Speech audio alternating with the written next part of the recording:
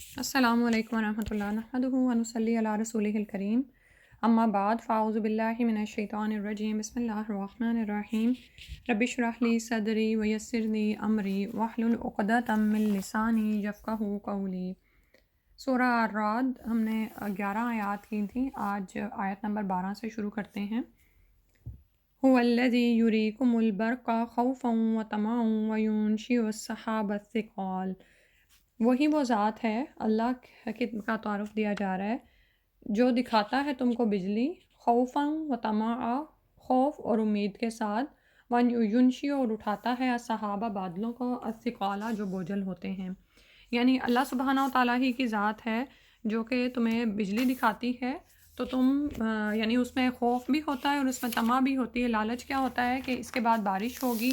اور ظاہر ہے بارش بہت سارے فائدوں کا باعث بنتی ہے، اور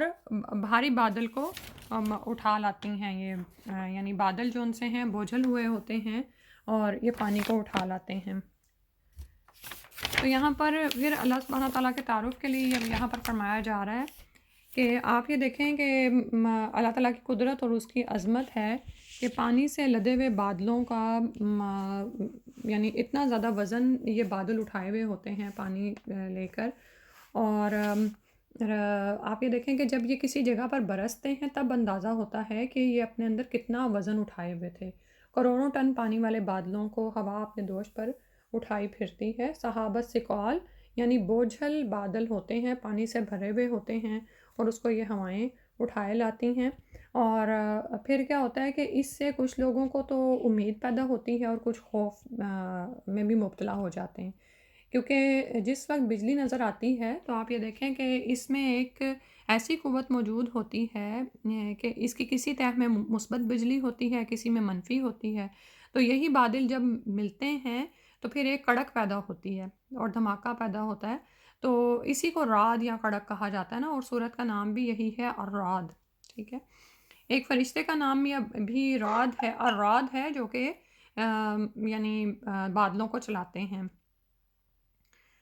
تو اب یہ ہے کہ جب برق زمین پر نظر آتی ہے، اور آپ جانتے ہیں نا کہ بجلی پہلے نظر آتی ہے اور کڑک چند لمحے بعد سنائی دیتی ہے، کیونکہ آواز کی رفتار روشنی کی رفتار کی نسبت بہت کم ہوتی ہے۔ تو اکثر تو یہ بجلی انہی بادلوں کے پانی میں جذب ہو جاتی ہے، لیکن اگر کبھی یہ زیادہ مقدار میں پیدا ہو تو پھر یہ زمین پر بھی گر سکتی ہے، ٹھیک ہے، اور اسی گرنے والی بجلی کو سائقہ یا سوائق جس کی جمع ہے وہ بھی کہتے ہیں۔ تو انسان جب بجلی چمکتے دیکھتا ہے تو اسے امید پیدا ہوتی ہے کہ یہ باران رحمت برسائے گی، اور خوف بھی اس کا ہوتا ہے کہ کہیں ایسا نہ ہو کہ یہ مہیب کڑک اس کے اوپر ہی گر جائے اور اسے بہرا نہ کر دے، ٹھیک ہے۔ تو اسی لیے آپ یہ دیکھتے ہیں نا کہ بعض اوقات بجلی اتنی زور سے کڑکتی ہے کہ ہم اپنے کانوں پر لاشعوری طور پر انگلیاں رکھ لیتے ہیں، ٹھیک ہے۔ تو اب یہاں پر یہ بھی یاد رکھیں کہ اللہ سبحانہ و تعالیٰ فرما رہے ہیں هو الذی یریکم البرق، وہی اللہ وہ ذات ہے جو دکھاتا ہے تم کو بجلی، اور اللہ سبحانہ و تعالیٰ ہی اسے چلانے والے ہیں۔ ابھی جو میں نے باتیں بتائیں کہ بجلی کے اندر ہی مثبت اور منفی جو ہیں اس میں قوتیں موجود ہوتی ہیں، وہ ملتی ہیں تو کڑک پیدا ہوتی ہے، یہ ساری کیا ہیں؟ یہ ماہرین طبیعیات کی توجیحات ہیں جو ہمارے سامنے سائنسدان پیش کرتے ہیں، لیکن اسلامی عقیدے کی روح سے ہم جانتے ہیں کہ یہ رعد اور برق وغیرہ ہمیشہ طبعی قوانین کا ہی نتیجہ نہیں ہوتے، اور ان ہمیشہ ہی چاہے یہ کسی جیسے 2+2 کا 4 کا فارمولہ ہے نا اس کے مطابق یہ کام ہو رہا ہو، یا چاہے اس میں کچھ ایکسیپشنز ہوں، یہ اللہ سبحانہ و تعالیٰ ہی کر رہے ہوتے ہیں، ٹھیک ہے۔ اور اللہ تعالیٰ نے کائنات کے انتظام پر فرشتوں کو مقرر کر رکھا ہے جو کہ مدبرات امر ہیں، جیسے میں نے ابھی بتایا کہ الرعد ایک فرشتے کا بھی نام ہے جو کہ بادلوں کو ہانکتے ہیں، اور جب وہ ان کو ڈانٹتے ہیں تو کڑک اس سے بھی ان کا نام ہے، ٹھیک ہے۔ اور بادل اور بارش پر میکائیل فرشتہ مقرر ہے جو کہ بادلوں کو ہانکتے اور چلاتے ہیں، جدھر اللہ کا حکم ہوتا ہے وہ ادھر لے جاتے ہیں، پھر بارش اسی مقام پر برستی ہے جہاں پر اللہ کی مرضی ہوتی ہے، ٹھیک ہے۔ تو فرشتے جب بادلوں کو چلا رہے ہوتے ہیں اور ان کو یعنی کوڑا مار کر ہانک رہے ہوتے ہیں تو اس وقت رعد اور برق پیدا ہوتی ہے، ٹھیک، اور جہاں پر اللہ تعالیٰ چاہتے ہیں پھر وہ بجلی گر بھی جاتی ہے، جہاں پر اللہ تعالیٰ حکم کرتے ہیں تو فرشتہ اللہ کے حکم سے وہ بجلی وہاں گرا دیتا ہے، ٹھیک ہے۔ تو جس کو تباہ کرنا مقصود ہوتا ہے اللہ کے پیش نظر، وہی تباہ ہوتا ہے اس بجلی سے۔ تو یہاں پر اب ہم یہ پڑھ رہے ہیں کہ فرشتے ان کو چلاتے ہیں، تو ذہن میں خیال پیدا ہوتا ہے کہ جو مشرکین مکہ تھے وہ بھی تو اسی طرح کی باتیں کرتے تھے کہ فرشتے اللہ کی بیٹیاں ہیں اور وہ یہ کام کرتے ہیں وہ کام کرتے ہیں۔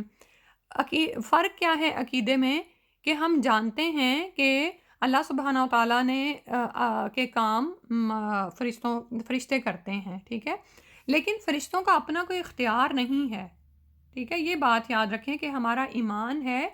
کہ فرشتے اللہ کے اختیارات میں شریک نہیں ہیں، کوئی بھی مخلوق اللہ تعالیٰ کے اختیارات میں شریک نہیں ہے، یہی ہمارا وحدانیت کا تصور ہے، ٹھیک ہے، وحدہ لا شریک کا تصور یہی ہے کہ اللہ تعالیٰ کی ذات میں، اس کی صفات میں، اس کے اختیارات میں، اس کے افعال میں، اس کے اسماء میں کوئی بھی شریک نہیں ہے، اللہ پر کسی کا زور نہیں ہے، چاہے وہ انبیاء ہوں، رسول ہوں، فرشتے ہوں، پیر ہوں، بزرگ ہوں، اولیاء اللہ ہوں، یا بے جان مٹی کی مورتیں ہوں، یا اسی طرح سورج چاند ستارے یا اجرام فلکی جن کے بارے میں ہم نے پچھلی دفعہ پڑھا تھا کہ اتنے بڑے بڑے اجسام ہیں، اور اگر دیکھیں آپ سورج ہی اپنی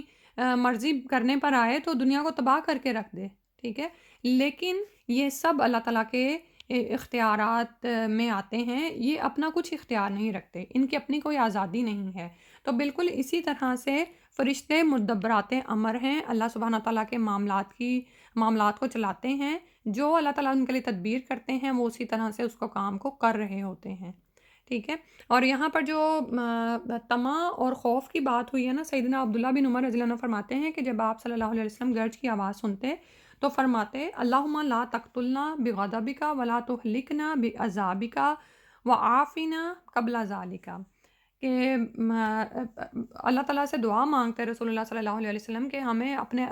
غضب کے ساتھ ہلاک نہ کرنا اور اپنے عذاب کے ساتھ ہمیں ہلاک نہ کرنا، اور اس سے پہلے ہی ہمیں عافیت میں لے لینا، ٹھیک ہے، تو کیا ہم ایسے کرتے ہیں؟ جیسے اب مجھے یاد آ رہا ہے کہ کل بہت شدید بارش ہوئی اور اولے بھی پڑ رہے تھے، اور یوں لگ رہا تھا کہ جیسے کوئی مسلسل باہر شور کر رہا ہے، تو باہر نکل کے دیکھنا پڑا کہ ہو کیا رہا ہے، تو یہ سب کچھ کیا ہے؟ یہ اللہ تعالیٰ کی عظمت اور قدرت کا اظہار ہوتا ہے، بادل برستے ہیں، ان کی روانی، اور وہ کس سمت کو جاتے ہیں، کہاں پر بارش برساتے ہیں، کہاں پر بجلی گراتے ہیں، یہ سب کچھ اللہ تعالیٰ کے کنٹرول میں ہے، اور اس کے لیے ہم یہ حدیث بھی پڑھتے ہیں کہ سیدنا ابو ہریرہ رضی اللہ عنہ فرماتے ہیں کہ آپ صلی اللہ علیہ وسلم نے فرمایا ایک آدمی جنگل میں جا رہا تھا، اس نے بادل سے ایک آواز سنی جیسے کوئی کہہ رہا ہے کہ جا کر فلاں شخص کے باغ کو سیراب کر دو، وہ بادل ایک طرف چلا، پھر وہاں ایک پتھریلی زمین پر برسا، ایک نالی نے وہ سب پانی جمع کیا، وہ آدمی اس پانی کے پیچھے پیچھے چلا، آگے چل کر اس نے دیکھا کہ ایک آدمی اپنے باغ کو سیراب کرنے کے لیے بیلچے سے اس کی نالی درست کر رہا ہے، نالی درست ہوئی تھی کہ بارش کا یہ پانی وہاں پہنچ گیا، پیچھے پیچھے چلنے والا یہ شخص اللہ کی قدرت پر بہت معتجب ہوا اور باغ والے سے پوچھا اللہ کے بندے تمہارا نام کیا ہے؟ اس نے وہی نام بتلایا جو اس نے بادل سے سنا تھا۔ اب باغ والے نے اس شخص سے پوچھا اللہ کے بندے تم میرا نام کیوں پوچھتے ہو؟ وہ کہنے لگا میں نے اس بادل سے جس کے پانی سے تو اپنا کھیت سیراب کر رہا ہے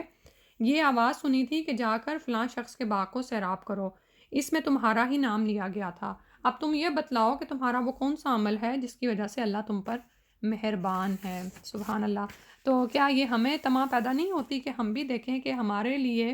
اللہ سبحانہ تعالیٰ کا فضل آئے اور بارشوں کا رخ ہماری طرف مڑ جائے؟ باغ والا کہنے لگا اب جب کہ تم نے یہ بات سن ہی لی ہے تو میں تمہیں بتا دیتا ہوں، اس باغ سے جو پیداوار ہوتی ہے اس کا تہائی حصہ صدقہ کر دیتا ہوں، اور ایک تہائی میں اور میرے اہل و عیال کھاتے ہیں، اور ایک تہائی اسی باغ میں لوٹا دیتا ہوں، یعنی اگلی فصل کے اخراجات کے لیے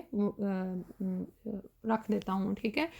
آپ یہ دیکھیں کہ یہاں پر وہ اپنی کمائی کو 3 حصوں میں بانٹ رہا ہے، ایک صدقے کے لیے رکھ رہا ہے، سبحان اللہ۔ تو کس طرح سے اللہ سبحانہ تعالیٰ کی طرف سے خاص احکامات ہوئے کہ یہاں پر بارش نے برسنا ہے، اس بادل کو خاص حکم ہوا ہے،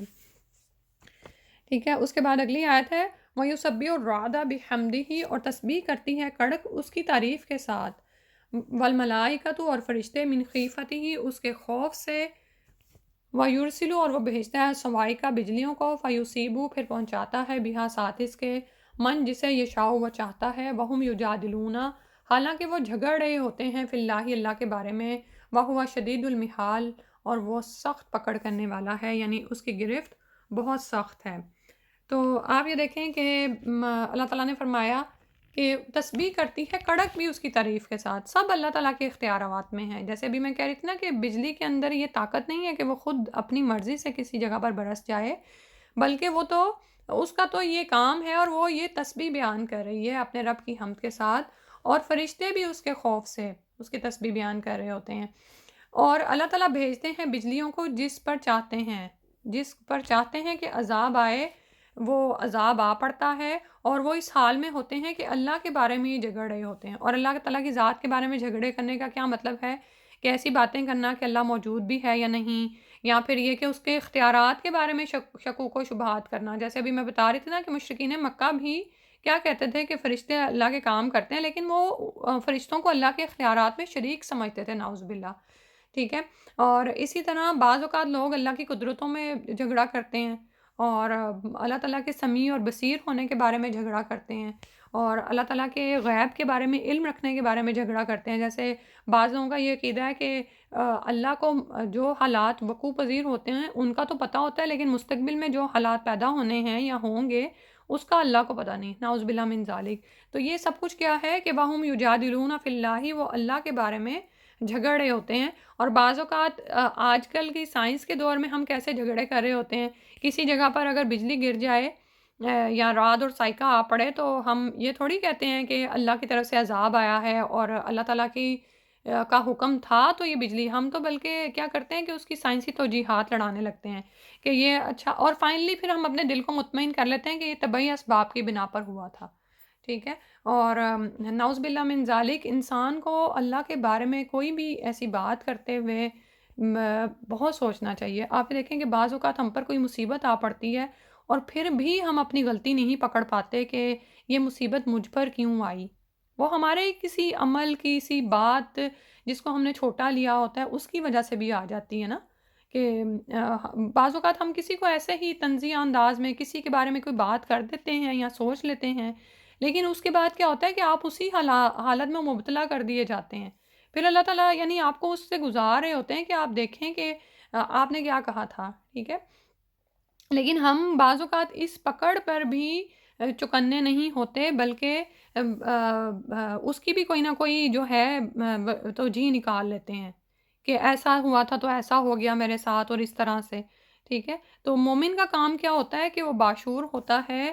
اللہ کی طرف جھکتا ہے۔ جیسے ابھی نبی صلی اللہ علیہ وسلم کے لیے ہم نے کیا پڑھا کہ جو ہی وہ بادل یا کڑک یہ دیکھتے تو وہ دعائیں مانگا کرتے تھے، حالانکہ رسول صلی اللہ علیہ وسلم کو اس بات کا کیا خوف تھا کہ ان پر ہی کوئی بجلی آ گرے گی، وہ تو اللہ کے رسول تھے۔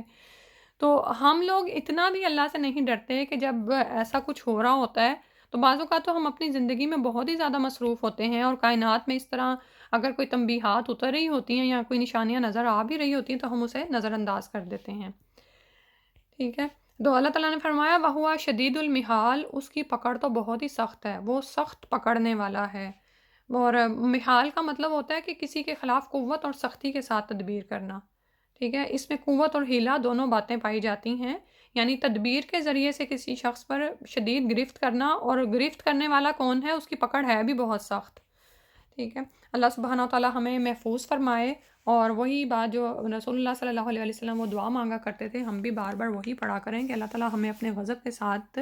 ہلاک نہ کرے، آمین یا رب العالمین۔ پھر اگلی آیت میں فرمایا لہو دعوت الحق، اسی کے لیے ہے پکارنا برحق، والذین یدعون من دونہ، اور جو اللہ کے علاوہ دوسروں کو پکارتے ہیں، لا یستجیبون، نہیں وہ جواب دیتے، لہم ان کو، بشیء ساتھ کسی چیز کے، الا مگر ایسے، کباسطی جیسا کہ پھیلانے والا ہے، کفیہ اپنی دونوں ہتھیلیوں کو، الی الماء پانی کی طرف، لیبلغ تاکہ وہ پہنچے، فاہو اس کے منہ کو، وما ہوا ببالغہ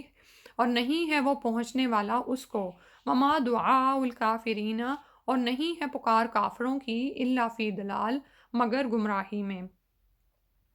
تو اللہ کو چھوڑ کر دوسرے پکارنے والوں کا حال یہاں پر بتایا گیا ہے کہ پکارنے والے کی پکار کو سننا اور اس کو پورا کرنے کی قدرت کیا رکھنا، وہ تو ان کو جواب بھی نہیں دیتے کسی چیز کے۔ اور اس کی مثال پھر بیان کی گئی کہ یہ بالکل ایسے ہے کہ جیسے کوئی پیاسا ہو، اس کو پانی کی شدید طلب ہو، لیکن وہ پانی کو دیکھ کر ہاتھ پھیلائے ہوئے کہے کہ آؤ ذرا آ کر میری پیاس بجھاؤ۔ ذرا آپ اس کیفیت کو تصور کریں کہ ایک شخص ہے کہ بجائے یہ کہ وہ پانی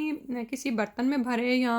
اپنے ہاتھوں کی جو ہے چلو بنائے اور پانی پی لے، وہ کیا کر رہا ہے، کباسطی کفیہ، اپنے ہاتھوں کو پھیلائے ہوئے ہے، اب ہتھیلیاں جب پھیلی ہوئی ہیں تو وہ پانی کو کہاں سے پکڑیں گی، اور پانی کہاں سے اس کی طرف پہنچے گا، لیبلغ فاہو کہ اس کے منہ کو پہنچے، وما ہوا ببالغی اور وہ ہرگز بھی نہیں ظاہر ہے پہنچنے والا، کبھی بھی نہیں پہنچ سکتا۔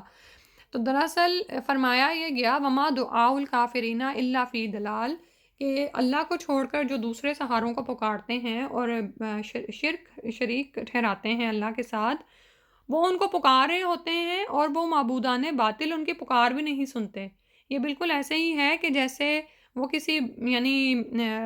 دریا کے سامنے کھڑے ہیں اور وہ اس پانی سے مستفید نہیں ہو سکتے، ٹھیک ہے؟ یعنی آپ کو ایک شدید ضرورت ہے اور آپ اس ضرورت کو پورا کرنا چاہ رہے ہیں، لیکن آپ چلے کسی ایسی جگہ پر جاتے ہو جہاں پہ وہ شخص آپ کی ضرورت کو سنتا ہی نہیں ہے، ٹھیک؟ اللہ سبحانہ تعالیٰ اس حال سے ہمیں بچائے۔ لیکن عموماً آپ یہ دیکھیں کہ دنیا میں دو طرح کے لوگ پائے جاتے ہیں، ایک وہ ہیں جو کہ اللہ کو پکارتے ہیں لیکن جب مایوس ہوتے ہیں تو دوسروں کو پکارنا شروع کر دیتے ہیں، ٹھیک ہے؟ اسی طرح ایک وہ لوگ ہیں جو کہ اللہ کو پکارتے ہی نہیں ہیں بلکہ وہ دوسروں کو پکارتے ہیں، دوسروں کو پکار پکار کے جب وہ تھک جاتے ہیں تو پھر وہ اللہ کی طرف رجوع کرتے ہیں، یعنی مختلف طرح کے رویے پائے جاتے ہیں نا لوگوں میں۔ تو یہاں پر ہم یہ دیکھیں کہ ہمارا اللہ کو پکارنا کیسا ہے، اور ہمارا اللہ پر ایمان، یقین، توکل، اعتماد کیسا ہے۔ کیا یہ حال ہے کہ ہم اللہ کو پکارتے ہیں لیکن جب ہماری دعا قبول نہیں ہوتی تو ہم تھک جاتے ہیں اور پکارنا ہی چھوڑ دیتے ہیں، یا پھر یہ کہ ہم ان لوگوں کو پکارتے ہیں جو کہ ہماری ضرورت کو پورا ہی نہیں کر سکتے، اور جب ہم وہاں سے مایوس ہوتے ہیں تو پھر ہمیں اللہ یاد آتا ہے۔ یوزلی کیا ہے ہمارا نا یہ مسئلہ ہے۔ مثال کے طور پر اس کو اب ہم ایک مثال سے سمجھتے ہیں، یہاں پر تو ایک پیاسے کی مثال دی گئی ہے، ہم بیمار ہو جاتے ہیں تو اپنے ایمان کو چیک کرنے کا ایک چھوٹا سا وہ ہے کہ آپ پہلے اللہ سے دعا کرتے ہیں یا آپ پہلے ڈاکٹر کے بارے میں سوچتے ہیں کہ کس ڈاکٹر کے پاس مجھے جانا چاہیے۔ اللہ تعالیٰ نے اس دنیا کا نظام اسباب کے پردے میں ہی چلایا ہے، لیکن آپ یہ دیکھیں کہ ان اسباب کے اندر قوت ڈالنے والے اللہ تعالیٰ ہی ہیں۔ اگر ڈاکٹر سے صحت حاصل ہونی ہے تو وہ اسی صورت میں ہوگی جب اللہ تعالیٰ چاہیں گے، اور جس ڈاکٹر سے صحت ملنی ہے وہ بھی اللہ کے حکم سے ہی ہوگی، ٹھیک ہے؟ لیکن ہم یہاں پر ہی غلطی کر جاتے ہیں نا، تو اس چیز پر فوکس کرنے کی بہت زیادہ ضرورت ہے۔ آپ یہ دیکھیں کہ جب مومن اللہ پر بھروسہ کرتا ہے نا، اللہ پر ایمان رکھتا ہے، تو اللہ سبحانہ تعالیٰ اسباب کے پردوں سے ہٹا کر ڈائریکٹ اس کی مدد کرتے ہیں، اور جب آپ کو ڈائریکٹ ملے تو آپ کو کیسا لگتا ہے؟ ایک تو وہ ہے نا کہ کوئی آپ کو دے رہا ہو، لیکن ایک وہ ہے کہ آپ کو ڈائریکٹ مل رہا ہے۔ لیکن عموماً کیا ہوتا ہے کہ ہماری نظر اسباب پہ ہی رہ جاتی ہے۔ جن چیزوں کے ساتھ اسباب ہمیں نظر آ رہا ہوتا ہے نا، ان میں تو ہم دعا میں پھر بھی یقین کر رہے ہوتے ہیں کہ ہاں یہ تو دعا قبول ہو ہی جائے گی، اسباب پہ نظر ہوتی ہے نا کہ اسباب نظر آ رہے ہیں، لیکن وہ جہاں پر اسباب نہیں ہیں تو وہاں پر ہمارے دعا کا کیا حال ہوتا ہے، یہ ذرا چیک کرنے کی ضرورت ہے۔ تو اللہ تعالیٰ نے فرمایا کہ یہ جو اللہ کو چھوڑ کر ان معبودان باطل کو پکار رہے ہیں، جو بھی ہیں، یعنی اللہ کو چھوڑ کر بعض اوقات کیا ہوتا ہے کہ بتوں کو تو نہیں پکارا جاتا، لیکن اپنی حاجتوں مرادوں کا سارا جو دار و مدار ہے یا ساری امید جو ہے وہ بزرگوں سے، اولیاء اللہ سے لگائی جاتی ہے۔ حالانکہ وہ کیا ہیں، وہ تو خود اللہ کے بندے ہیں، وہ تو خود اللہ سے مانگتے ہیں۔ آپ نے بہت سارے ایسے بزرگوں کا حال سنا ہوگا کہ ان کے گھر کے باہر لائن لگی ہوتی ہے مریدوں کی، لیکن وہ خود اٹھ کے جب بیمار ہوتے ہیں تو ڈاکٹر کے پاس چل پڑتے ہیں۔ بھئی جو تعویذ وہ آپ کو دے رہے ہیں ان تعویذوں سے ان کو خود کیوں نہیں آرام آ جاتا، ٹھیک ہے؟ تو یہ سوچنے کی بات ہے۔ تو اللہ تعالیٰ نے فرمایا وما دعاء الکافرین الا فی ضلال، ان کی دعاہت تو بالکل گمراہی میں ہے، یعنی وہ پوری نہیں ہونے والی، بالکل بیکار ہے۔ پھر اگلی آیت میں فرمایا وَلِلَّهِ يَسْجُدُ مَن فِي السَّمَاوَاتِ وَالْأَرْضِ طَوْعًا وَكَرْهًا وَظِلَالُهُم بِالْغُدُوِّ وَالْآصَالِ، آیت سجدہ ہے، اور اللہ ہی کے لیے سجدہ کرتا ہے جو کچھ آسمانوں میں ہے اور زمین میں ہے، خوشی سے اور ناخوشی سے، یعنی اس کی ان بلڈ کر دیا گیا ہے زمین کی تمام مخلوقات کے اندر، علاوہ جن و انس کے جن کو اختیار کی آزادی دی گئی، اور جن و انس کے سائے بھی تو اللہ ہی کی طرف سجدہ کرتے ہیں۔ آپ یہ دیکھیں کہ وہ بھی تو جھکتے ہی ہیں، چاہے کافر اللہ کی طرف نہیں جھکتا لیکن اس کا سایہ زمین پر ہی پڑتا ہے۔ تو اللہ کے لیے سجدہ کرتے ہیں جو آسمانوں اور زمین میں ہے، چاہے خوشی سے کریں چاہے ناخوشی سے کریں۔ جب آسمانوں زمین کو بنایا گیا اور جبال کو، تو ان کو کہا گیا نا کہ آؤ، تو خوشی سے ناخوشی یا ناخوشی سے، تو انہوں نے کہا ہم خوشی سے آتے ہیں۔ اور ان کے سائے جھکتے ہیں صبح اور شام، یعنی چاروں ناچار اللہ ہی کو سجدہ کر رہے ہیں اور ان کے سائے بھی صبح و شام سجدہ ریز ہوتے ہیں۔ اور یہ آپ یہ دیکھیں کہ ہمیں تو خاص طور پر ایک طریقہ بتایا گیا نا کہ کس طرح سے اللہ کے سامنے سجدہ ریز ہونا ہے، قبلہ رخ منہ کرنا ہے، کس طرح بازو یعنی کہ ہاتھ رکھنے ہیں، 7 ہڈیوں پہ سجدہ کرنا ہے۔ تو اللہ سبحانہ و تعالیٰ نے مخلوقات کے لیے تو یہ قوانین ہی بنا دیے ہیں، یعنی وہ ان طبعی قوانین کی پابند ہے، اللہ کے آگے بے بس اور مجبور ہے۔ تو آپ یہ دیکھیں کہ جیسے پانی کیا کرتا ہے، وہ نشیب کی طرف بہتا ہے، اس کے لیے یہ ناممکن ہے کہ وہ قانون فطرت کو توڑ دے اور بلندی کی طرف بہنا شروع کر دے، ٹھیک ہے۔ تو اور اسی طرح پانی ہی کی مثال لے لیں کہ پانی کے لیے یہ ناممکن ہے کہ وہ اپنی سطح ہموار رکھ سکے، یعنی وہ جہاں پر ہوتا ہے اسی طرح کی شیپ اختیار کر لیتا ہے نا۔ تو یہی چیز اس کا اللہ کے حضور سجدہ ہے، یعنی ویسے بھی ہو سکتا ہے کہ وہ اپنی کسی خاص حالت میں بھی اللہ کو سجدہ کرتے ہوں، لیکن ان کا جو عمل ہے جس کے وہ پابند ٹھہرا دیے گئے ہیں، یہ بھی ان کا سجدہ ہے، یہی ان کی تسبیحات ہیں۔ تو اور آپ یہ دیکھیں کہ جیسے ابھی میں نے کہا کہ انسان اور جنوں کو تھوڑا سا اختیار دیا گیا ہے، لیکن اس کے باوجود بھی آپ جیسے میں نے ابھی بتایا کہ ان کے بھی سائے زمین کی طرف ہی جھکتے ہیں صبح و شام، اور اسی طرح ان کی زندگیوں اور اموات کا بھی جو مختار کل ہے وہ اللہ سبحانہ و تعالیٰ ہے۔ یعنی اختیار کی آزادی کے باوجود ہم یہ نہیں کر سکتے کہ ہم کھانے پینے کے بغیر زندہ رہیں، یا ہم یہ نہیں کر سکتے کہ خود سے موت کو ٹال دیں، یا ہم یہ نہیں کر سکتے کہ خود پر کوئی بیماری نہ آنے دیں، ٹھیک ہے۔ ہم بھی کیا ہیں، قوانین فطرت کے پابند کر دیے گئے ہیں۔ یہ اللہ کی قدرت اور اس کی عظمت ہے۔ اور سایوں کے لیے اللہ تعالیٰ نے جو قانون مقرر کر دیا ہے، روشنی ہمیشہ صراط مستقیم میں سفر کرتی ہے، ٹھیک ہے۔ اور پھر اسی طرح یہاں پر بالغدو والآصال کا ذکر اس لیے فرمایا ہے کہ ان اوقات میں سائے بہت زیادہ لمبے اور پھیلے ہوئے ہوتے ہیں، اور سایوں کے گھٹنے بڑھنے میں تدریج اسی نسبت سے ہوتی ہے جس نسبت سے سورج کسی جانب سفر کرتا ہے، ٹھیک ہے۔ تو صبح اور شام کا ایک جو وہ ہے کہ صبح ظاہر سے سورج نکل رہا ہوتا ہے، اوپر کو بلندیوں کی طرف اٹھ رہا ہوتا ہے، اور مغرب کے وقت وہ ڈوب رہا ہوتا ہے، نیچے کی طرف جا رہا ہوتا ہے۔ تو اس وقت جو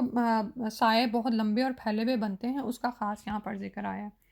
پھر اس کے بعد اگلی آیت میں فرمایا، قل کہہ دیجئے من رب السماوات والارض، کون ہے رب آسمانوں اور زمین کا؟ قل کہہ دیجئے اللہ، کہ اللہ ہی ہے۔ قل کہہ دو، افاتخذتم من دونہ اولیاء، کیا تم نے پھر بنا لیے ہیں اللہ کے سوا مددگار، لا یملکون لانفسہم، نہیں وہ مالک ہو سکتے اپنے نفسوں کے لیے ہی، نفعن کسی نفع کا، ولا ضرا اور نہ نقصان کا۔ قل کہہ دیجئے هل یستوی الاعمی، کیا برابر ہو سکتے ہیں اندھا، والبصیر اور دیکھنے والا، ام هل تستوی، یا کیا برابر ہو سکتے ہیں الظلمات اندھیرے، والنور اور روشنی، ام جعلوا، یا انہوں نے بنا لیے، للہ اللہ کے لیے، شرکا کچھ شریک، خلقو تو انہوں نے پیدا کیے، خلقی ہی مانند اس کی تخلیق ہے، فتشابہ تو خلط ملط ہو گئی، یعنی ان پر شبہ ڈال گئی، الخلق پیدائش، علیہم ان پر، قل اللہ کہہ دیجیے اللہ ہی، خالق خالق ہے، کل شعین ہر چیز کا، وہو الواحد القہار اور وہی اکیلا زبردست ہے۔ تو جب ان سے پوچھا جاتا تھا نا کہ کہو کون آسمانوں اور زمین کا رب ہے، تو وہ کہتے تھے کل اللہ، اللہ ہی ہے۔ تو ان سے پوچھا جا رہا ہے کہ پھر اللہ جب آسمانوں اور زمین کا رب ہے، وہی کائنات میں تخلیق کرتا ہے، تو پھر تم اس کو چھوڑ کر اولیاء کو کیوں شریک بنائے ہوئے ہو اللہ کا، یا یہ کہ ان کو کیوں رب بنانا شروع ہو گئے، ان سے کیوں مانگتے ہو؟ لا یملکون لانفسہم نفعا ولا ضرا، ان کا تو حال یہ ہے کہ وہ تمہارے اپنے ہی نفسوں کے لیے کسی نفع و نقصان کا اختیار نہیں رکھتے، ٹھیک ہے۔ آپ یہ دیکھیں کہ تخلیق کائنات میں ان کا کوئی حصہ نہیں ہے، ان کے کوئی اختیارات نہیں ہیں، صرف خالق ہی اپنی مخلوق پر پورا تصرف رکھتا ہے۔ تو جن معبودان باطل کو تم پکارتے ہو، ان کا بھی مختار کل اللہ سبحانہ و تعالیٰ ہے۔ تو نہ تو تمہارے معبودوں نے کوئی چیز بنائی، نہ وہ اللہ تعالیٰ کے اختیارات میں کوئی تصرف کر سکتے ہیں، نہ وہ اس کے شریک ہیں۔ تو تمہیں یہ اشتباہ کیسے پیدا ہو گیا کہ تم ان کو اللہ کو چھوڑ کر پکارو؟ وہ تو اپنے ذات کو نفع اور نقصان سے نہیں بچا سکتے. جیسے ابھی میں نے مثال دی نا کہ اولیاء اللہ کا کیا حال ہے کہ آپ دیکھتے نہیں ان کو بھی موت آتی ہے، انہیں بھی بیماری آتی ہے. یا اسی طرح مٹی کے جو بت ہیں وہ خود کو نہیں بچا سکتے، تو تمہارے لیے کیا نفع اور نقصان لائیں گے. ٹھیک ہے. تو اللہ تعالیٰ نے فرمایا قُلْ هَلْ يَسْتَوِي الْأَعْمَى وَالْبَصِيرُ، ان سے پوچھئے کہ کیا کہہ دیجئے کہ کیا اندھا اور دیکھنے والا برابر ہو سکتے ہیں؟ ہرگز نہیں. ایک شخص ہے جو کہ دیکھ رہا ہے اور وہ اس کی روشنی میں اپنے لیے فیصلے کرتا ہے، یعنی ایک شخص دلائل کی روشنی میں چلتا ہے، اور دوسری طرف وہ ہے جو کہ جس کو نظر ہی نہیں آ رہا، وہ اندھا بنا پھر رہا ہے. تو پھر یہ دونوں کیسے برابر ہو سکتے ہیں؟ ہم حل تستوی الظلمات والنور، یا کیا برابر ہو سکتے ہیں اندھیرے اور روشنی؟ یعنی اندھیرے یہاں پر کس کو کہا گیا ہے؟ شرکی عقائد کو، یعنی وہ تمام باتیں جو انسانوں نے خود سے گھڑ لی ہوئی ہیں اور انہی کی وہ پیروی کر رہے ہیں، اور انہیں روشنی یعنی نور ہدایت نظر ہی نہیں آتا، وحی الہی ان کو نظر ہی نہیں آتی ہے، بلکہ وہ اپنے آباء و اجداد کی اندھی تقلید پر جم گئے ہیں. آپ یہ دیکھیں کہ مشرکین مکہ کا بھی یہی حال تھا، اس سے پہلے بھی نہ ماننے والوں کا، اور آج کے دور میں بھی جب ہم پر دین واضح ہو کر سامنے آتا ہے، بینہ ہمارے سامنے آ جاتی ہے، حق واضح ہو جاتا ہے، لیکن اس کے باوجود بھی ہم اس پر عمل کیوں نہیں کر پاتے؟ اس کی وجہ یہی ہوتی ہے کہ ہمارے دلوں سے یہ خیال نہیں نکلتا، یہ شکوک دور نہیں ہوتے کہ how it can be possible کہ ہم اپنے آباء و اجداد کی رسوم و رواج کو، ان کے طریقوں کو چھوڑ دیں. ٹھیک ہے. یعنی اس حد تک وہ ہمارے اندر اترے ہوئے ہوتے ہیں. تو اللہ تعالیٰ نے فرمایا کہ وہ شخص جو ظلمات میں پڑا ہوا ہے انہی کی پیروی کرے. اب یہاں پر یہ بات نہیں کہ اپنے آباء و اجداد کی پیروی نہ کی جائے، پیروی کی جائے گی، لیکن معروف میں، اور وہ چیزیں جو ہدایت کی روح سے واضح ہیں، روشن ہیں، جس کی پیروی میں وہ ہیں، وہ ہم کریں گے. لیکن اس کے علاوہ جو بھی ظلمات ہیں، جو اندھیرے ہیں، جو کہ معروف سے ہٹی ہوئی چیزیں ہیں، منکر ہیں، لیکن ان کی پیروی کرتے چلے جانا کہ ہمارے آباء و اجداد یہ کرتے تھے، یا کوئی اور بھی انسان کو خیال ہو سکتا ہے. ٹھیک ہے. تو اس میں کیا ہے کہ اب ایک شخص ہے جو ظلمات میں پڑا ہوا ہے، اور ایک وہ شخص ہے جس نے اپنی زندگی کو ہدایت کی روشنی سے سجا لیا ہے. تو یہ دونوں برابر نہیں ہو سکتے. جب یہ برابر نہیں تو پھر ان کی آخرت میں اور دنیا میں حالت بھی برابر نہیں ہوگی. یہ بھی یاد رکھیں کہ ان کا انجام بھی برابر نہیں ہوگا. پھر فرمایا ام جعلوا للہ شرکاء، تو کیا انہوں نے بنا لیے ہیں اللہ کے لیے شریک، خلقوا کخلقہ فتشابہ الخلق علیہم،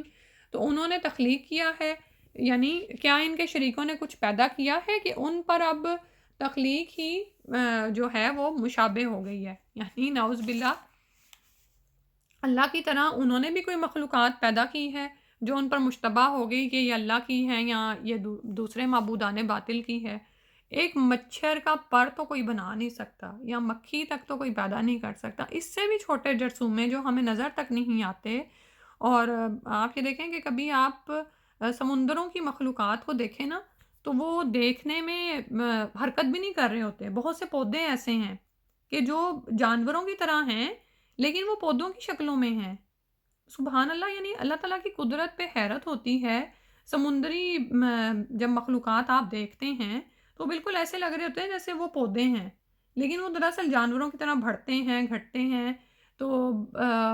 اب اتنی سی چیز تو انسان پیدا نہیں کر سکتا، اور اتنی بے شمار تخلیقات ہیں، اور اس سے بھی چھوٹی سے چھوٹی جو کہ یعنی کہ ہمیں نظر بھی نہیں آتی عام آنکھ سے. تو اس کیسے تخلیق مشابہ ہو گئی؟ کوئی بھی مخلوق کسی کو پیدا تو کر ہی نہیں سکتی، ایک جرثومہ تک نہیں بنا سکتی، ایک نطفہ تک نہیں بنا سکتی، ایک چھوٹا سا نہ نظر آنے والا انڈا تک نہیں کوئی انسان پیدا کر سکتا. تو پھر کیسے ان پر یہ تخلیق مشابہ ہو گئی؟ تو کہہ دیجئے کہ اللہ ہی خالق ہے، اللہ خالق کل شیء.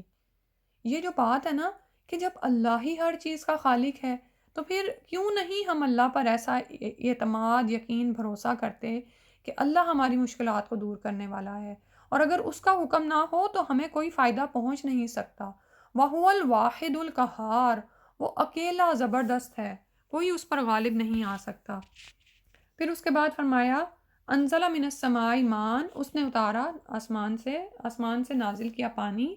فسالت، تو بہنے لگیں یا چلنے لگیں، بہہ پڑیں، اودیاتن، وادیاں، بقدرہا، ساتھ اپنے اندازے کے. فاحتملا تو اٹھا لیا السیل سیلاب نے زبدن جھاگ رابین چڑھا ہوا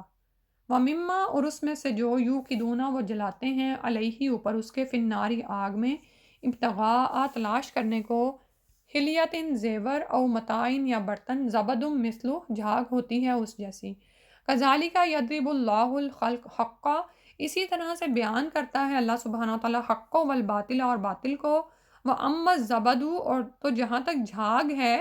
فیذہبو تو وہ چلی جاتی ہے جفان خوش ہو کر ناکارہ ہو کر وہ اما ما ینفع الناسا اور رہا وہ جو فائدہ دیتا ہے لوگوں کو فیمکثو فی الارض تو وہ ٹھہرا رہتا ہے زمین میں کذالک یضرب اللہ الامثال اسی طرح اللہ سبحانہ تعالیٰ مثالیں بیان کرتے ہیں. اب یہاں پر ایک مثال کے ذریعے سے سمجھایا گیا ہے، بڑی ہی خوبصورت مثال ہے، اس سے عقل والے بہت کچھ اخذ کر سکتے ہیں اپنے لیے. اور آپ یہ دیکھیں گے کہ مختلف تفاسیر میں 2-3 معنی اس کے بیان کیے گئے ہوں گے. اب اس مثال میں دراصل فرمایا گیا کہ آسمانوں سے پانی اترا، تو پانی جب زمین پر اترتا ہے یعنی بارش ہوتی ہے تو وہ وادیوں میں بہنے لگتا ہے، ٹھیک ہے. تو بعض جگہوں پر اتنا زیادہ ہوتا ہے کہ فاحتمل السیل زبد الرابیہ کہ وہ بن جاتا ہے جھاگ کی طرح، ٹھیک ہے. یعنی جب سیلاب آتا ہے نا، آپ یہ دیکھیں تو اس کے اوپر جو خس و خاشاک ہوتا ہے، جو ہلکا ہوتا ہے، وہ اوپر تیرنے لگتا ہے، اور اس میں سے جو وہ جلاتے ہیں آگ میں، یعنی اس کے اوپر جو رہ جاتا ہے نا جھاگ وغیرہ یا اس طرح ہلکے ہلکے تنکے وغیرہ، اس کو وہ جلاتے ہیں آگ میں. پھر ابتغائی حلیاتن تلاش کرنے کو زیور. اب اوپر سے وہ جو جھاگ ہے اور اس میں تنکے وغیرہ ہیں، اس کو جب جلایا جاتا ہے آگ میں تو نیچے سے خالص چیز نکلتی ہے جس سے وہ زیور بناتے ہیں یا پھر برتن بنتے ہیں. اس سے معدنیات ہے نا مختلف طرح کی، آپ جانتے ہیں کہ ان کو کھٹالی میں ڈال کر اسی طرح سے تپا کر ان کے خالص کو کھوٹ سے الگ کر لیا جاتا ہے، ٹھیک ہے. زبدم مثلو جھاگ ہوتی ہے اس کے اوپر. تو اسی طرح اللہ تعالیٰ حق و باطل کی مثال بیان کرتا ہے. اب یہاں پر یہ جو وحی الہی ہے نا، وہ باران رحمت ہے. یہ ہم پہلے بھی شاید پیچھے بھی مثالوں میں پڑھا ہے کہ وحی الہی کی مثال ایسے ہے جیسے آسمان سے بارش برستی ہے. تو جب یہ وحی الہی کی بارش لوگوں کے دلوں پر ہوتی ہے تو لوگ اپنے اپنے ظرف کے مطابق اس سے مستفید ہوتے ہیں، ٹھیک ہے. آپ یہ دیکھیں کہ ابھی جیسے بات ہو رہی تھی نا کہ اللہ کی طرف سے جب حکم ہوتا ہے تو بارش جہاں پر اللہ تعالیٰ چاہتے ہیں وہ پڑتی ہے، جہاں پر چاہتے ہیں تو وہاں پہ بجلی گر جاتی ہے، ٹھیک ہے. اسی طرح یہ جب وحی الہی زمین پر اترتی ہے، لوگوں کے دلوں پر اس کلام الہی کی تلاوت کی جاتی ہے، تو ہر کوئی اپنے اپنے ظرف کے مطابق اس سے فائدہ اٹھاتا ہے، ٹھیک ہے. اور جب دعوت حق لوگوں کے سامنے آتی ہے، یعنی یضرب اللہ الحق والباطل، تو کیا ہوتا ہے کہ ایک وہ گروپ ہوتا ہے جو اس کو قبول کر لیتا ہے. سلیم الفطرت لوگ ہوتے ہیں نا، وہ تو اس سے خوب مستفید ہوتے ہیں، اور وہ یعنی کہ نہ صرف یہ کہ خود سیراب ہوتے ہیں بلکہ دوسروں کو سیراب کرنے والے بن جاتے ہیں. لیکن اس کے برعکس ایک دوسرا گروپ بھی اسی وقت ہی پیدا ہوتا ہے نا، جو کہ دعوت حق کے دشمن ہوتے ہیں اور انکار کرنے والے ہوتے ہیں. تو پھر وہ شورش برپا کرتے ہیں اور وہ اتنا زیادہ شور مچاتے ہیں کہ وہ حق پر غالب آ جاتے ہیں. ایسے لگتا ہے کہ جیسے وہ حق پر چھا گئے ہیں. جیسے سیلاب آ رہا ہوتا ہے نا، تو سیلاب اپنے ساتھ نیچے بہت زرخیز مٹی بھی لا رہا ہوتا ہے، اور بعض اوقات اس میں سونے کے ذخائر یا معدنیات کے ذخائر بھی ہوتے ہیں، لیکن آپ کو وہ نظر نہیں آ رہے ہوتے. اوپر کیا چیز نظر آ رہی ہوتی ہے؟ آپ بتائیں، تھوڑا سا آپ بھی انوالو ہوں. جب سیلاب آ رہا ہے کہیں سے تو اوپر آپ کو کیا چیز تیرتی ہوئی نظر آتی ہے؟ لوگوں کا سامان اور لکڑیاں ہوتی ہیں، تنکے ہوتے ہیں، جھاڑ جھنکار، جو بھی ہلکی چیز ہوتی ہے نا وہ اوپر ہوتی ہے، جو نیچے ہے نا وہ بھاری چیزیں ہوتی ہیں، ٹھیک ہے. تو اب اس میں آپ یہ دیکھیں کہ جب حق و باطل کا میدان برپا ہوتا ہے نا، حق کو پیش کیا جاتا ہے نا، تو جو سلیم الفطرت لوگ ہوتے ہیں وہ اس کو قبول کر لیتے ہیں. لیکن ایک جو دشمن لوگ ہوتے ہیں نا، وہ اس کے خلاف ایسا زبردست پروپیگنڈا کرتے ہیں کہ لگتا ہے کہ وہ چھا گئے، اور وہ چھائے ہوئے ہوتے ہیں، لیکن ان کی حیثیت تنکوں کی طرح ہوتی ہے، خس و خاشاک ہوتے ہیں. اب جب سیلاب کا یہ ریلا کہیں پر تھم کر رکتا ہے تو کیا ہوتا ہے، وہ جھاگ سارا نیچے بیٹھ جاتا ہے، ٹھیک ہے، اور اس میں سے پھر آپ کو سونا نظر آنا شروع ہو جاتا ہے، اور اس اوپر تنکے کی کوئی اہمیت نہیں ہوتی اس خس و خاشاک کی. بالکل اسی طرح سے باطل کی مثال ہے کہ ابھرتا تو بہت زور سے ہے لیکن اس کی کوئی بنیاد نہیں ہوتی، اس کے پاس کوئی گراؤنڈز نہیں ہوتی، اس کی کوئی بیس نہیں ہے. یہ بس ڈرانے کے لیے، اور کچے ایمان کے لوگ ڈر جاتے ہیں.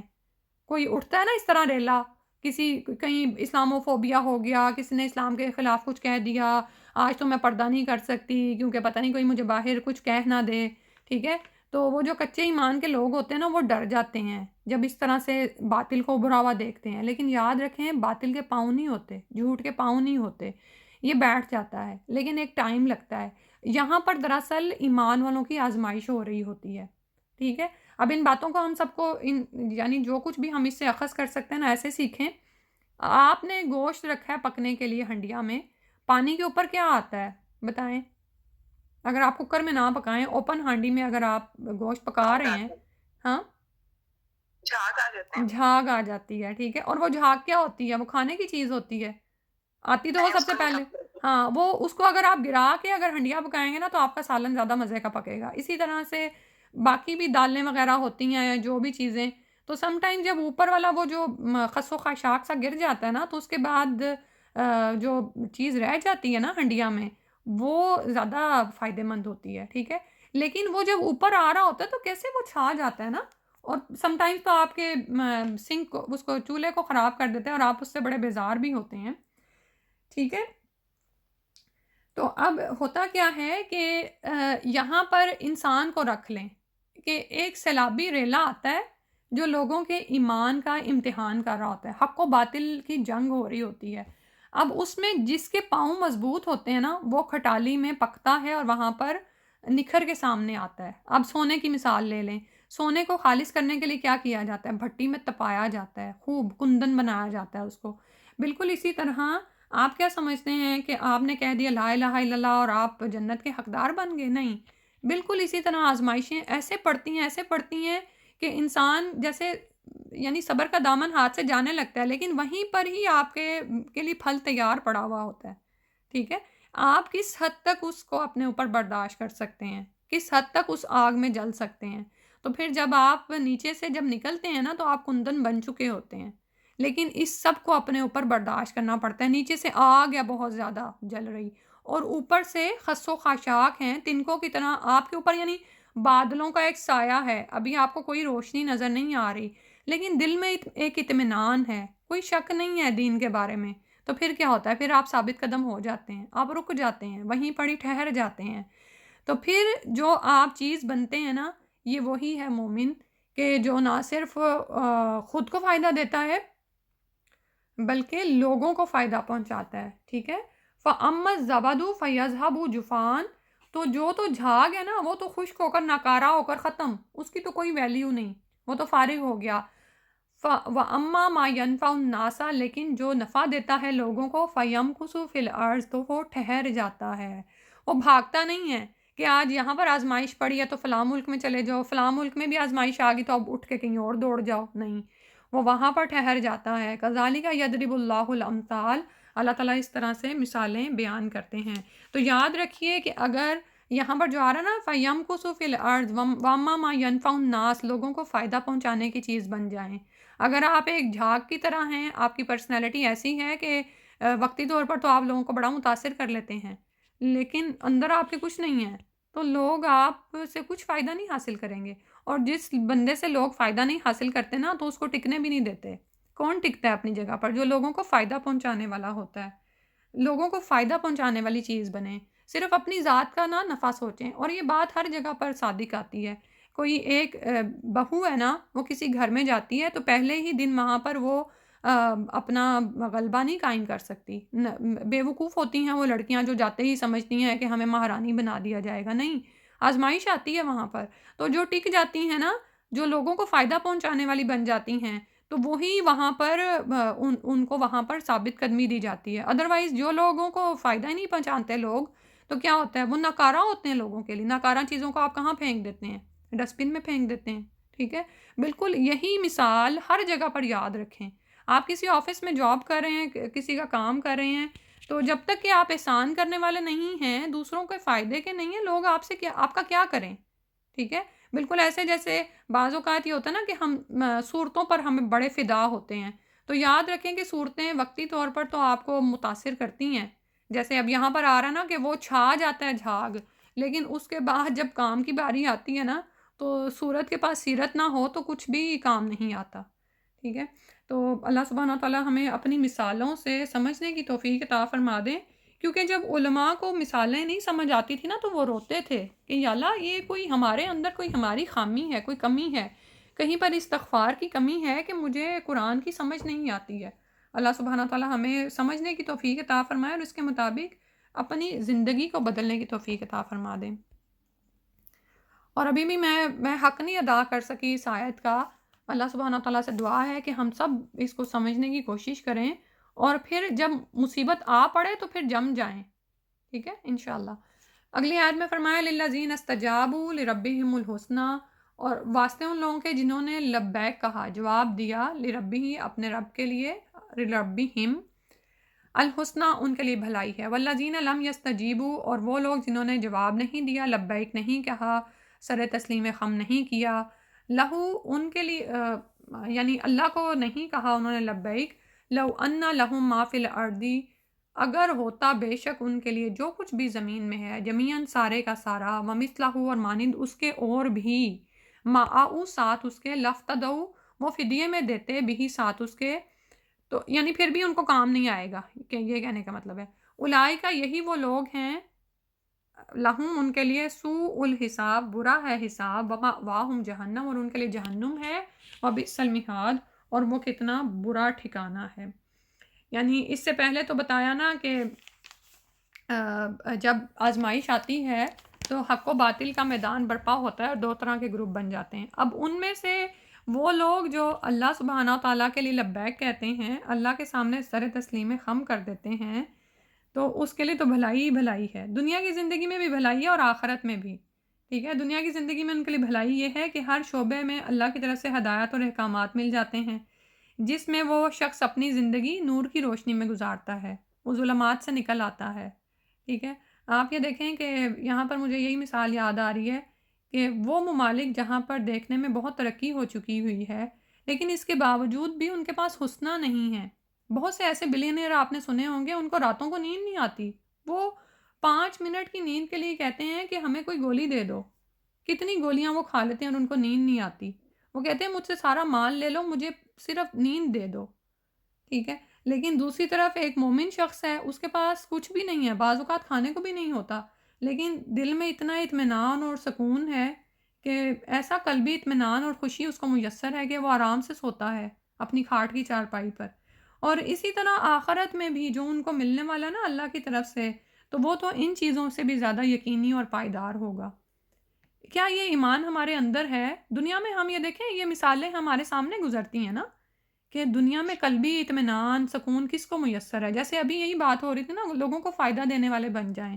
جب آپ لوگوں کو فائدہ دینے والے بنتے ہیں نا، تو یہ نہیں ہوتا کہ آپ کو بدلے میں کچھ نہیں ملتا، آپ کو بدلے میں ایسا اطمینان و سکون ملتا ہے کہ آپ یعنی ہلکے ہو کے اٹھتے ہیں، آپ ہلکے رہتے ہیں، آپ کا دل بوجھل نہیں ہوتا۔ اس کے برعکس اگر آپ کسی پر ظلم کر بیٹھتے ہیں یا کسی کا کوئی حق مارا ہوتا ہے تو کیا ہوتا ہے کہ آپ سکون سے رہیں، چین سے رہیں، نہیں ہوتا۔ ٹھیک ہے؟ تو وہ لوگ جو اپنے رب کو لبیک کہتے ہیں ان کے لیے حسنہ ہے، اور وہ لوگ جو نہیں لبیک کہتے اس کو، ان کے لیے کیا ہے کہ اگر وہ زمین میں پائے جانے والے سارے مال کو اور اس کے برابر بھی دے دیں تو وہ فدیے میں دے دیں تو وہ عذاب سے چھوٹ نہیں سکیں گے، ان کے لیے تو برا حساب ہے، برا ٹھکانہ جہنم ہے، اور وہ کتنا برا ٹھکانہ ہے۔ تو اب یہ حساب کیسا ہوگا؟ ہم تو جانتے ہیں کہ حساب تو مومنین سے بھی لیا جانا ہے، لیکن ان سے آسان حساب لیا جائے گا۔ سوء الحساب جو ہے سخت قسم کا برا حساب کس سے لیا جائے گا؟ ان کافروں سے۔ ٹھیک ہے؟ تو مومن بھی گناہ کر دیتا ہے، لمم بھی ہوتے رہتے ہیں ہم سے، لیکن کیا ہے کہ مومن کو ایک کانٹا بھی چبھ جائے تو یہ اس کے کسی نہ کسی گناہ کا کفارہ بن جاتا ہے۔ ٹھیک ہے؟ اور مومنین کے نیک اعمال سے ان کے چھوٹے گناہ ختم کر دیے جاتے ہیں، تو پھر جب وہ اللہ کے حضور پیش ہوں گے نا، تو اعمال نامے ان کے دائنے ہاتھ میں دیے جائیں گے، اور تمام اچھے برے اعمال سے بھی انہیں آگاہ کیا جائے گا، یعنی ان کا حساب ہوگا۔ حساب ہونے کا مطلب یہی ہے نا کہ ہمارے اعمال کو جانچا جا رہا ہے کہ اچھے برے اعمال کیا ہیں، لیکن کیا ہے، ان سے کوئی سختی نہیں کی جائے گی، نہ ہی چھان بین ہوگی۔ تو اس کے لیے حدیث سے اس کو سمجھنے کی کوشش کرتے ہیں کہ دراصل سول حساب ہے کیا، کیونکہ ہم جانتے ہیں حساب تو ہمارا بھی ہونا ہے، سب کا ہی ہونا ہے، ٹھیک ہے؟ جیسے ہم دعا بھی مانگتے ہیں نا، اللہم حاسبنا حساب یسیرا، کہ یا اللہ ہم سے آسان حساب لینا، ٹھیک؟ تو سیدہ عائشہ فرماتی ہیں کہ رسول اللہ صلی اللہ علیہ وسلم نے فرمایا، قیامت کے دن جس شخص سے حساب لیا گیا وہ تباہ ہوا۔ میں نے کہا یا رسول اللہ صلی اللہ علیہ وسلم، اللہ تعالیٰ تو فرماتا ہے کہ جس کو نامہ اعمال اس کے دائیں ہاتھ میں دیا گیا اس سے جلد ہی آسان سا حساب لیا جائے گا۔ تو آپ صلی اللہ علیہ وسلم نے فرمایا یہ محض پیشی ہوگی، یعنی آپ پریزنٹ کیے جاؤ گے اپنے رب کے آگے، پیش ہوگے، انہیں ان کے اعمال بتا دیے جائیں گے، اور جس کے حساب کی تحقیق شروع ہو گئی سمجھ لو کہ وہ مارا گیا۔ یہ بخاری کتاب و تفسیر کی حدیث ہے۔ اللہ سبحانہ و تعالیٰ اس سے بچائے، تو اسی لیے وہ دعا ہم مانگتے ہیں نا، اللہم حاسبنی حسابا یسیرا۔ تو جن لوگوں نے حق کو ٹھکرایا ان کا پوری سختی سے حساب لیا جائے گا، اور برے حساب سے یہی مراد ہے، ان کے چھوٹے بڑے سب گناہوں کی تحقیق اور باز پرس ہوگی، ٹھیک ہے؟ آپ یہ دیکھیں کہ اس میں کوئی آقا اپنے ملازم کے بارے میں اعتماد رکھتا ہے نا کہ یہ میرا ملازم بڑا وفادار ہے، بڑا دیانتدار ہے، میرے ساتھ خیانت نہیں کرتا، تو کیا ہوتا ہے کہ مالک اس کی چھوٹی چھوٹی غلطیوں کو نظر انداز کر دیتا ہے نا؟ یہی ہوتا ہے نا، آپ کے گھر میں اگر کوئی کام والی ہو اور آپ کا اس پہ اندھا بلیو ہو، اعتماد ہو کہ یہ مجھے دھوکہ نہیں دے گی، تو اگر اب اس سے کبھی کوئی برتن ٹوٹ بھی جائے تو کیا ہوتا ہے، آپ اسے معاف کر دیتے ہیں کہ نہیں چلو یہ کبھی ایسا ہو ہی جاتا ہے، انسان ہی ہے۔ تو یہی حال آپ اللہ کے سامنے خود کا دیکھا کریں، کیونکہ جب ہم یہ سخت حساب اور یہ ساری آیات پڑھتے ہیں نا تو دل واقعی بڑا پریشان ہوتا ہے، تو اس وقت اپنے ایمان کا جائزہ لیا کریں کہ میں اللہ کے ساتھ بے وفا تو نہیں ہوں، یعنی مشکل آتی ہے تو میں بھاگ تو نہیں جاتی ہوں، یا کوئی مصیبت آتی ہے یا کوئی مجھے میرے قدموں سے ڈگمگانے کی کوشش کرتا ہے تو میرے دل میں شکوک و شبہات تو نہیں آ رہے ہوتے کہ پتہ نہیں یہ دین سچ بھی ہے کہ نہیں، میں یہ ٹھیک راہ پہ لگی بھی ہوئی ہوں کہ نہیں، یہ میں کس راہ پہ چل پڑی ہوں، دنیا کے فائدے تو جا ہی رہے ہیں اپنے ہاتھوں سے، ایک نہ نظر آنے والے فائدے کے لیے میں اتنی محنتیں کیوں کر رہی ہوں، اور دنیا کو بھی میں خراب کر رہی ہوں، آخرت کا پتہ نہیں ہے کہ نہیں،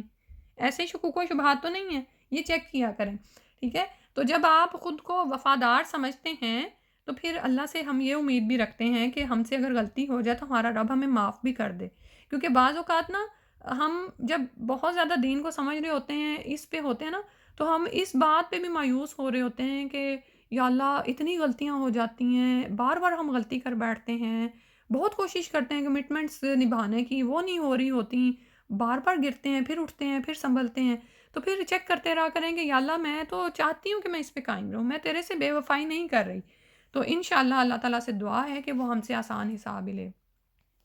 اور دوسری طرف یہ جو اس میں بھی حدیث پڑھتے ہیں، یہ جو کافر کے لیے آ رہا ہے کہ آپ صلی اللہ علیہ وسلم نے فرمایا قیامت کے دن اللہ تعالیٰ سب سے کم عذاب پانے والے دوزخی سے پوچھیں گے، اگر تیرے پاس ساری دنیا کا مال موجود ہو تو کیا تو اسے اپنے فدیے میں دینا پسند کرے گا؟ تو وہ جواب دے گا ہاں۔ اللہ تعالیٰ فرمائے گا جب تو انسانی شکل میں تھا اس وقت تو میں نے تم سے اس سے آسان بات کا مطالبہ کیا تھا، یعنی توحید پر قائم رہنا، اور کہا تھا کہ پھر میں تجھے جہنم میں داخل نہ کروں گا مگر تو شرک پر اڑا رہا۔ یہ مسلم کتاب الصفات القیامہ کی حدیث ہے۔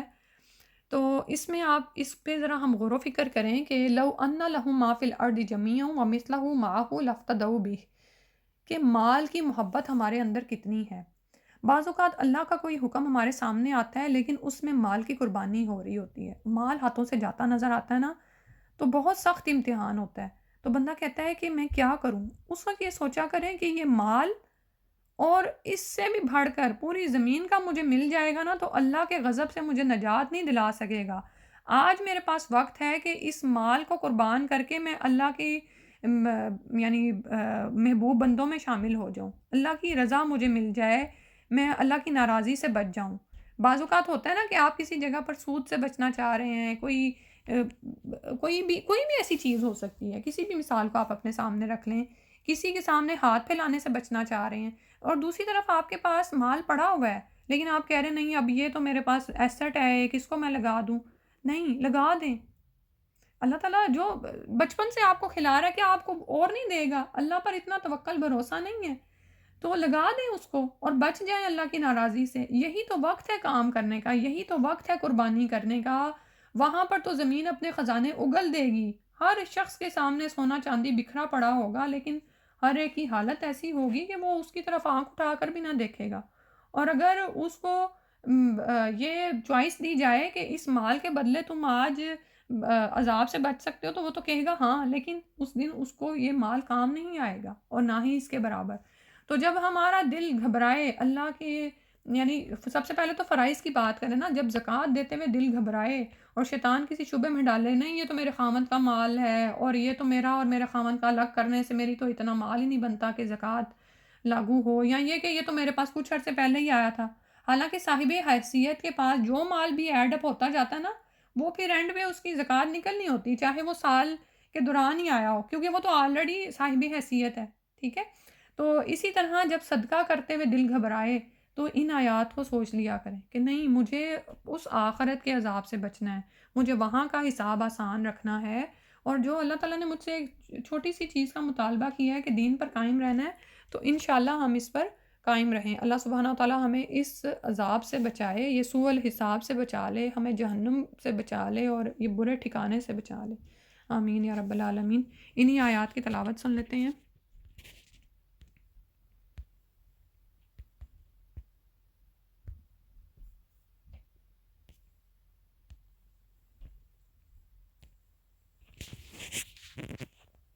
بسم اللہ الرحمن الرحیم هو الذی یریکم البرق خوفا وطمعا وینشئ السحاب الثقال وَيُسَبِّحُ الرَّعْدُ بِحَمْدِهِ وَالْمَلَائِكَةُ مِنْ خِيفَتِهِ وَيُرْسِلُ الصَّوَاعِقَ فَيُصِيبُ بِهَا مَن يَشَاءُ وَهُمْ يُجَادِلُونَ فِي اللَّهِ وَهُوَ شَدِيدُ الْمِحَالِ له دعوة الحق والذين يدعون من دونه لا يستجيبون لهم بشيء إلا كباسط كفيه إلى الماء ليبلغ فاه وما هو ببالغه وما دعاء الكافرين إلا في ضلال